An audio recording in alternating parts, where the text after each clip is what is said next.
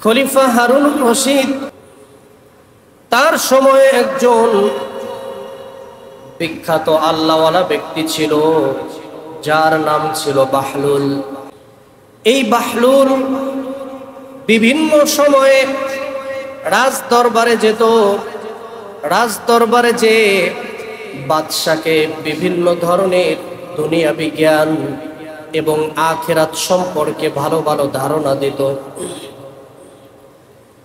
ইসলামের উন্নতির যেই যুগগুলি ছিল, যেই যুগগুলিতে মুসলমান সারা দুনিয়া শাসন করেছে, গোটা দুনিয়া মুসলমানের পায়ের নিচেই ছিল, ওই সময়গুলিতে মুসলিম রাজা বাদশাহ যারা, তাদের নিয়ম ছিল তারা পৃথিবীর মধ্যে সব থেকে ওলামা ইকরাম যারা বড় বড় আলেম যারা, তাদেরকে সব থেকে বেশি মর্যাদা এবং সম্মান করত।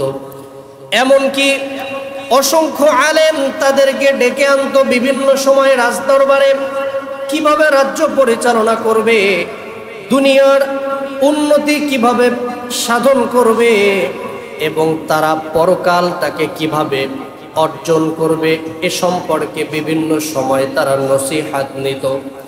এজন্যই পূর্ববর্তী খলিফা যারা, তারা যেভাবে উন্নতি করতে পেরেছিল দুনিয়াতে এবং আখেরাতে, বর্তমান সময় পৃথিবীতে কোনো মুসলিম দেশ বাহ্যিকভাবে উন্নতি করলেও তারা দুনিয়া অর্জন করেও তারা আখেরাতকে হারায় ফেলে। খলিফা হারুনুর রশিদ তার দরবার যত বড় ঝামেলাই হোক না কেন, যত বড় সমস্যাই হোক না কেন, এই আল্লাহওয়ালা ব্যক্তি বাহলুল তার জন্য সব সময় উন্মুক্ত ছিল। এই বাহলুল যখনই খলিফা হারুনুর রশিদের দরবারে যেত, খলিফা হারুনুর রশিদ আগে থেকেই বলে দিয়েছিল, যখনই এই আল্লাহওয়ালা ব্যক্তি আমার দরবারে আসবে, তার দরজা আমার জন্য সব সময় খোলা থাকবে। বাহলুল একদিন খলিফা হারুনুর রশিদের দরবারে গেল। যাওয়ার পরে দেখে বাদশাহ একটা গ্লাসের মধ্যে পানি নিয়েছে, এই পানিটি পান করবে। ঠিক ওই মুহূর্তে বাহলুল, ওই আল্লাহওয়ালা ব্যক্তি বলল, খলিফা হারুনুর রশিদ, আপনি তো পৃথিবীর অর্ধেকটা শাসন করেন, খলিফাতুল মুসলিমিন, আজকে আপনার সাথে একটু আল্লাহর নিয়ামত নিয়ে কথা বলি। কি কথা? হে খলিফাতুল মুসলিমিন, এই যে পানি আপনি পান করছেন, এই পানি এক গ্লাস পানি নয়, এক ঢোক পানির মূল্য কত আপনি জানেন? বলে, এক ঢোক পানির মূল্যই কতই না হবে। যেখানে পানি না পাওয়া যায় সেই জায়গাতে হতে পারে এমন যে এক গ্লাস পানির মূল্য একটা স্বর্ণ মুদ্রা, এরপরেও তো এক গ্লাস পানি পাওয়া যাবে।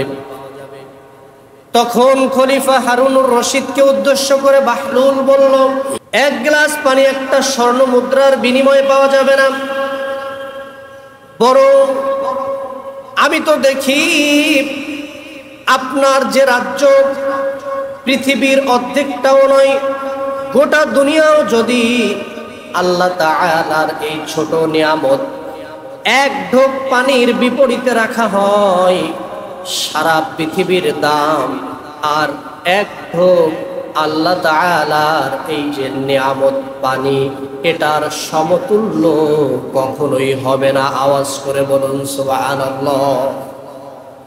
কিভাবে? যদি একটু ব্যাখ্যা করি তাহলে আপনারা সহজেই বুঝবেন। ওই আল্লাহওয়ালা ব্যক্তি খলিফা হারুনুর রশিদকে বলল, মনে করেন আপনার পানি পিপাসা লাগলো, কিন্তু আপনার কাছে পানি নাই, গোটা দুনিয়া আপনি শাসন করেন, সারা পৃথিবীর একচ্ছত্র ক্ষমতার মালিক আপনি। আপনাকে যদি তখন কোনো ব্যক্তি বলে, এক ঢোক পানি আমি পান করাতে পারি তোমাকে, বিনিময় হলো এই যে এক ঢোক পানি যদি তুমি পান করো তাহলে তোমার রাজত্ব আমাকে দিয়ে দিতে হবে। আর আপনার পরিস্থিতিটা তখন এমন, এক ঢোক পানি যদি ওই মুহূর্তে আপনি পান না করেন তাহলে আপনি মৃত্যুবরণ করবেন।